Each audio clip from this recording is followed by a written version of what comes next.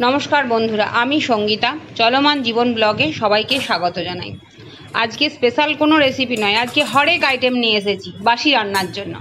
हरेक रकम जेमन एटा होच्छे सजने शाक सेদ্ধ होच्छे, सजने शाकके भाजा होबे, 5 रकम भाजा होबे, इलिश भापा होबे।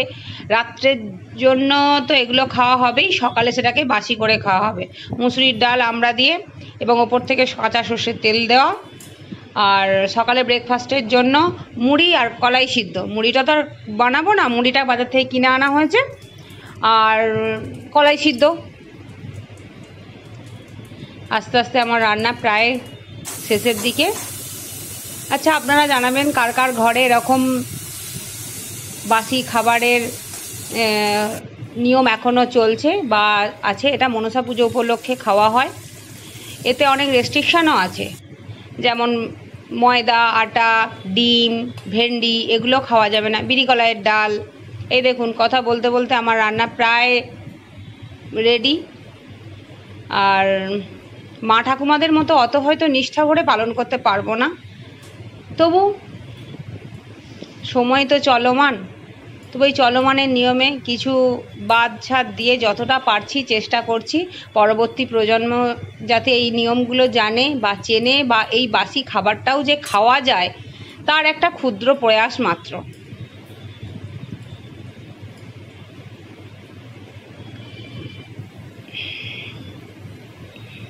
এই ঠান্ডা ভাতে কাগজি লেবু দিয়ে খাবার একটা চরম তৃপ্তি এনে দেয়। আর একটা কথা তো বলাই হয়নি, পোস্ত ছাড়া কি বাসি ভাত জমে?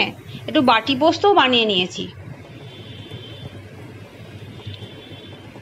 মাছের টকও অনেকে করে, কিন্তু ওই তো বললাম অনেক কিছু কাটছাট পড়ে গেছে, কিন্তু খাবার লোকের অভাব, হজম করার লোকের অভাব। কাটা মাছেরও একটু সর্ষে পোস্ত দিয়ে করেছি। ইলিশ মাছ ভাপা অলমোস্ট রেডি, খাবার রেডি। কর্তামশাই খেয়ে বলবেন কেমন হয়েছে। শ্বশুরমশাইয়েরও থালা রেডি করে দিয়েছি। কর্তামশাই এখন খেয়ে বলবেন বাসি রান্না নয়, টাটকাটাই খেয়ে বলবেন যদি নুন মিষ্টি সব ঠিকঠাক আছে কিনা।